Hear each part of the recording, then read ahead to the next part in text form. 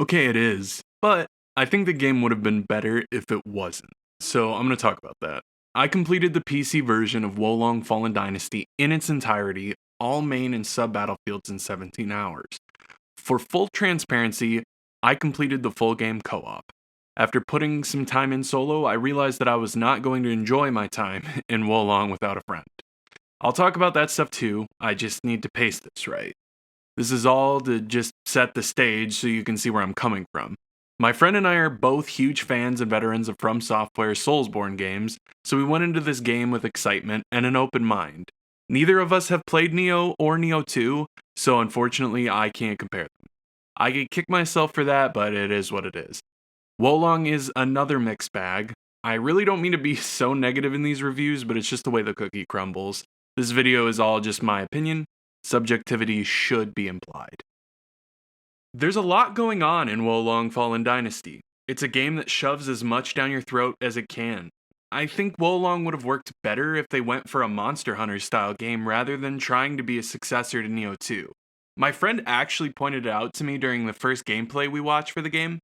Kinda looks like it at some points. It's deeper than that, though.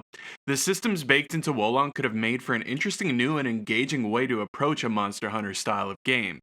I'll be talking about the good, the bad, and the ugly things Wolong does, and then where it fits, I'll talk about my Monster Hunter stuff. Consider this a review with some of my other thoughts thrown in. So let's do that. I'm going to start with the story, which I'm not really going to be spoiling. It's not really something that's worth spoiling, honestly, and even if you did know what happens, it would not change the overall experience.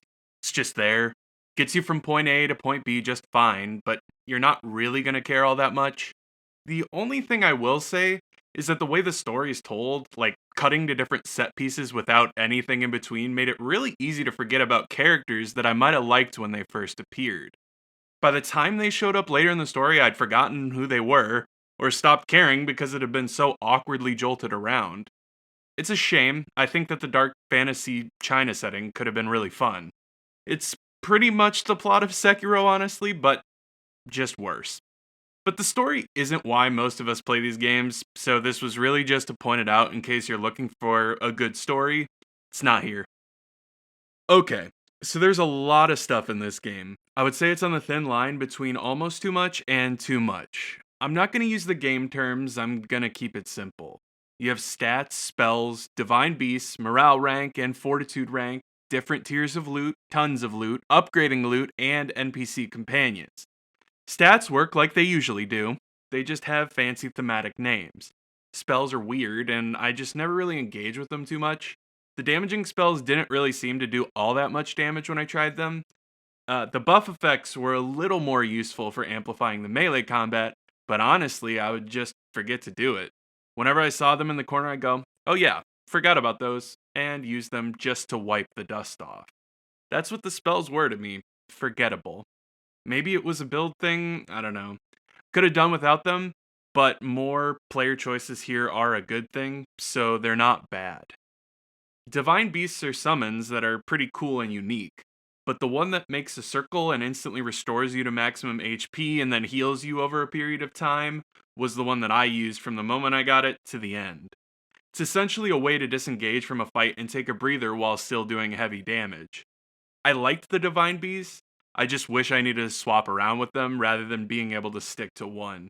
The first one you get and then the tiger were both very underwhelming to me.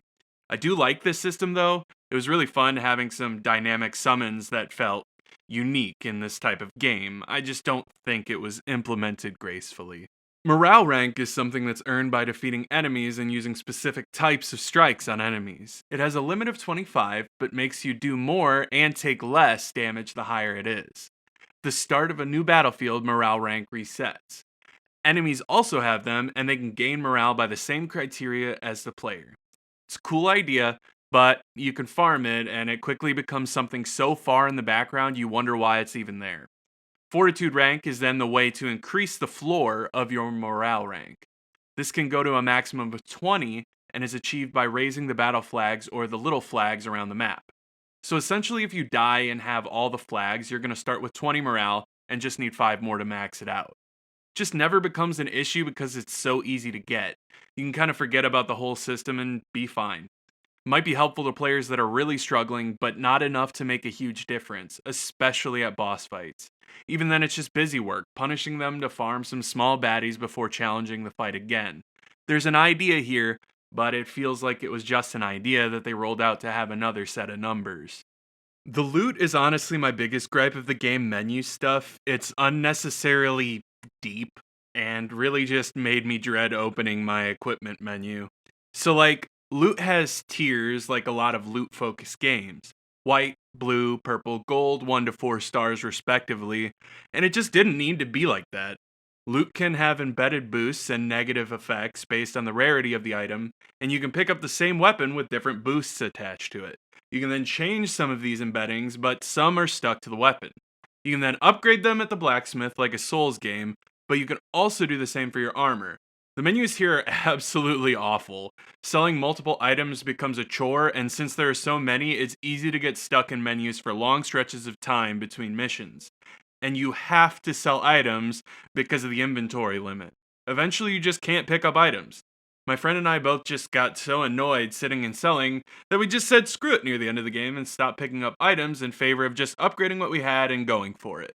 This worked fine and we didn't struggle, but it was so annoying that we stopped engaging in what seems to be a big draw of this game: getting new loot. It's kind of like Monster Hunter, but instead of upgrading with monster parts, it's just generic steel or leather. It's just so much and so clunky that it's pretty dreadful going back to the hub and spending a ton of time sorting through your junk when you'd rather be continuing on with the game.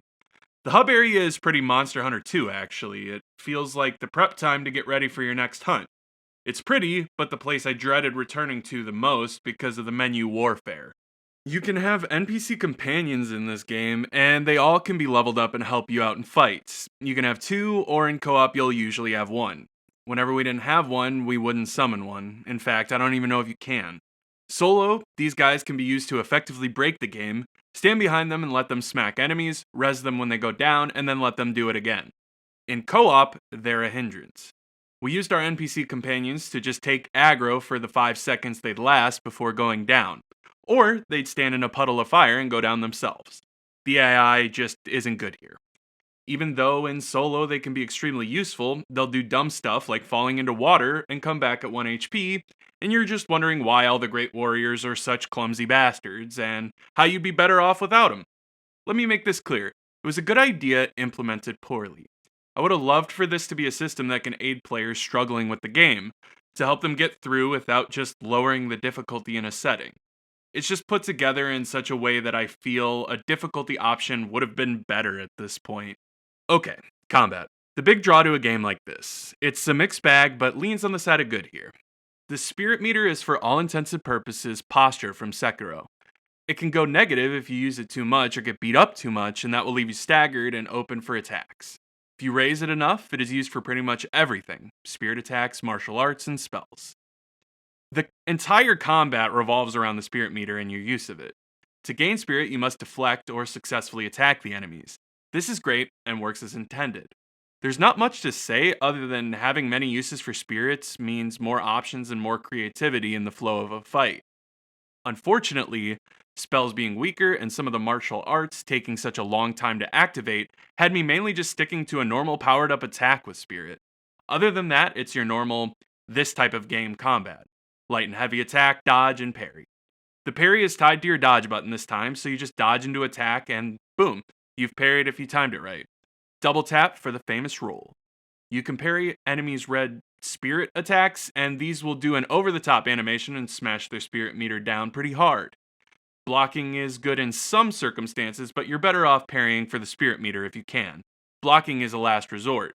When you break the posture of the enemy, you can do a high damage anime attack and reset the bar before breaking it again. It's a decent loop and works. So now I'm going to talk about the enemies that you get to use these combat mechanics on. All 3 of them. I'll talk about that later. The normal goons that you go against, the standard zombie or soldier, play more like a hack and slash game than a Souls game. Just spam attacks and maybe occasionally do a parry or block if you got a lot on you, but for the most part it's just swinging until they're dead. This is not a bad thing. I actually think this is pretty cool and adds a bit more diversity to the combat than just engaging the same way for every single enemy type. Feels Dynasty Warriors here, and it's fitting. It feels nostalgic. The mini boss enemies around the map, monkey, tiger, water girl, etc., play like mini bosses and put your skills to the test. These are fine, but after the 20th tiger fight, you're kinda over it. That's one of the biggest issues in the game for me, just reusing enemies. There are a few new ones that are introduced randomly and kinda awkwardly later in the game, but not enough to make it feel like something new and fresh. It's the same fights over and over, not even reskinned. It's interesting in a way, as you always get stronger and learn how to take these enemies on so you can easily handle them, but then it's just boring. Alright, dude, 2 tigers over here. Not again. It feels lazy, and with the combat being such a heavy focus here, more enemy variety is very important to me. Nearing the end, I found myself just tanking the enemy hits and blindly swinging and parrying the red attacks to get it over with faster, because I didn't want to fight another tiger and wait for attacks to come so I could parry. Waiting became a big problem during combat. Enemies frequently jump back or dash around and then unleash strings of attacks, so you just have to wait for it. It's not aggressive like Sekiro unless you back an enemy into a corner. The enemy moves away and does their attack pattern, you parry or dodge it, respond with 1 or 2 attacks, and they've already jumped away or started another combo. The flow falls apart here, and I think it could have just been better if the enemies were more in your face and aggressive, but allowed more response time from the player. And some enemies play like that, and it feels so good when they do. You can have some pretty cool moments when you're parrying spells and dodging behind to swing some attacks. The enemy swings melee attacks that you parry, and then you swing again. It feels good when it finds its stride. I haven't talked about it yet because I wanted to save it until after I talked about the combat, but there is stealth, and it's actually good here. Using it, I mean, not the way it works. Enemies are absolutely unaware of anything going on unless you run too fast at them. You can walk pretty close in front of them and still sneak around back for a backstab. It's so goofy and awkward, but I'm glad that stealth exists. Finding places to stealth or plunge attack became the best way to quickly take down the large enemies we've fought 100 times before. Tiger?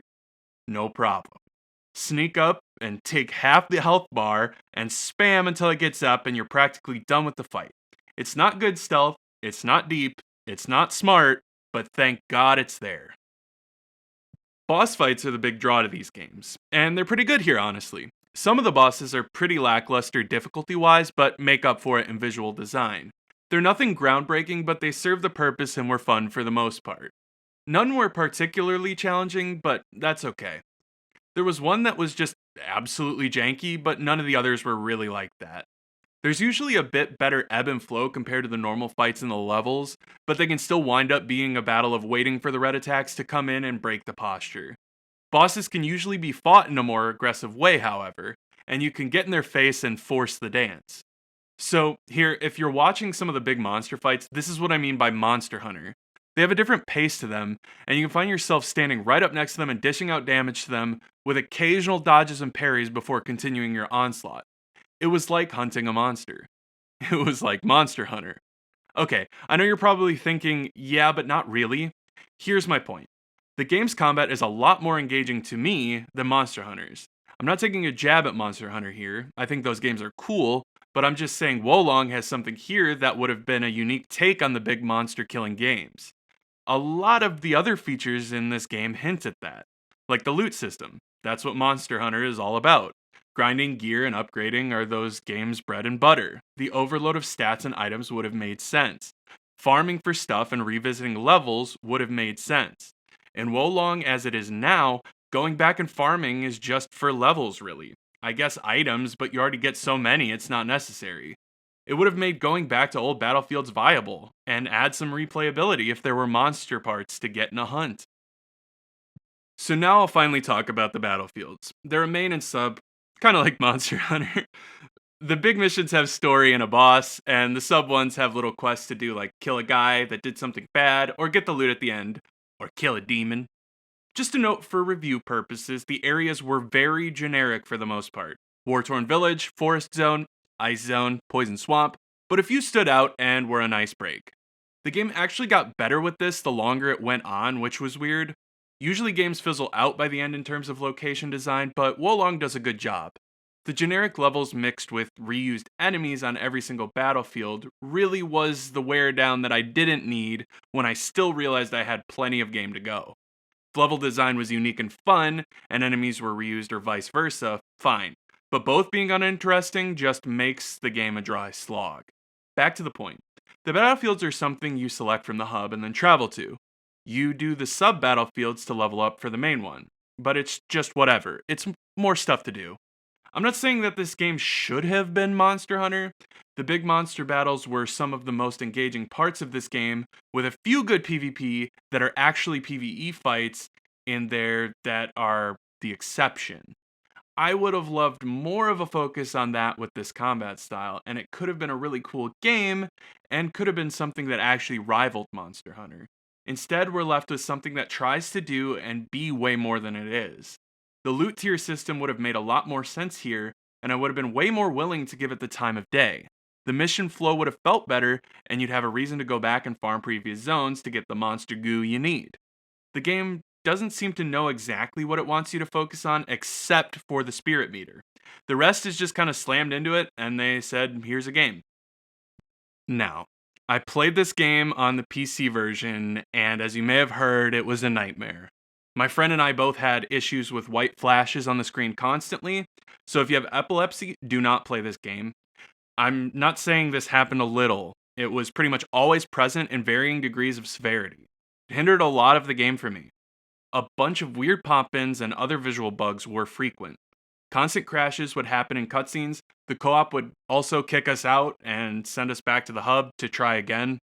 My friend experienced a slow motion issue because of the game's optimization, and it cost us hours of troubleshooting.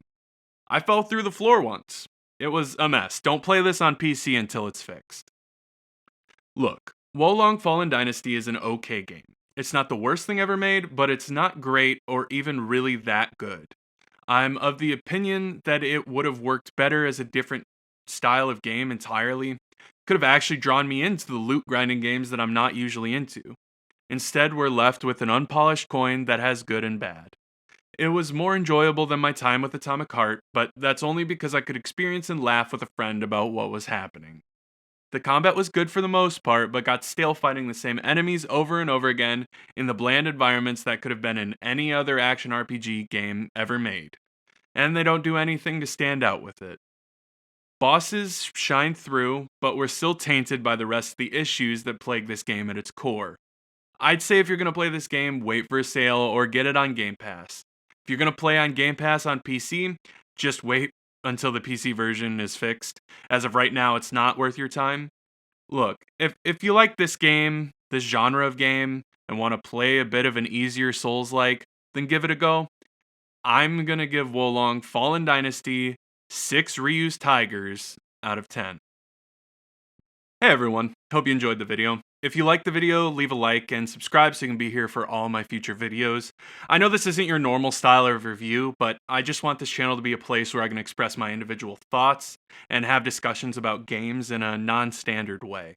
If you've played Wolong Fallen Dynasty, let me know what you think about this video. Do you agree? Disagree? Let's keep it chill in the comments and have a healthy discussion. I am not saying that my opinion is law by any means. This is just how I felt after getting through the game. Again, I apologize for being so negative in these videos, but I'm going for an honesty first approach to my content. I swear I like things. Anyways, I'm out. I'll catch you in the next one. Peace.